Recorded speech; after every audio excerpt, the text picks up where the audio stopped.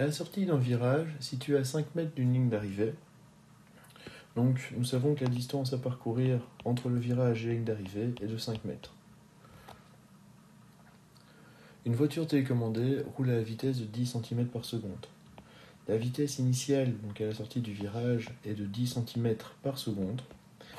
Alors, il vaut mieux toujours travailler dans le système international. 10 cm, ça fait 0,1 m. La vitesse de la voiture est de 0,1 m par seconde. Son propriétaire lui communique une accélération de 0,5 m par seconde au carré. On me demande après combien de temps passe-t-elle la ligne d'arrivée. Alors, on a une vitesse qui va varier, il y a une accélération, c'est en mRUV.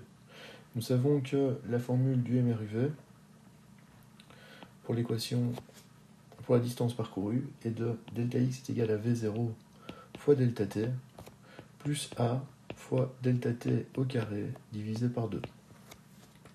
Ici, si on remplace par nos différentes données, 5 est égal à 0,1 fois delta t plus 0,5 fois delta t au carré divisé par 2. Notre équation, on remarque que dans cette équation-ci, nous avons un temps qui est élevé au carré, un temps qui est exposant 1. Nous avons donc une équation du second degré à devoir résoudre. On va la présenter sous la forme habituelle, donc de type ax carré plus bx plus c égale 0. L'équation de la distance parcourue devient donc 0,25 fois delta t au carré plus 0,1 fois delta t moins 5 égale 0.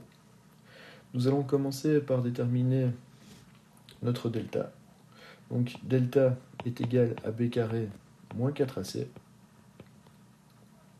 ce qui fait 0,1 au carré plus 4 fois 5 fois 0,25.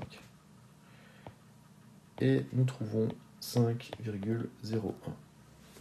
Notre inconnu, ici le temps, est égal à moins b, plus ou moins racine de delta, sur 2a. Nous avons donc moins 0,1, plus ou moins racine de 5,01, divisé par 0,5. Nous trouvons deux réponses différentes pour le temps.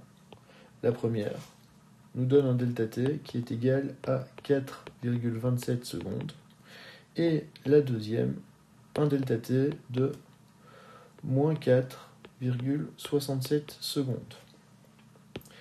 La dernière solution est à rejeter,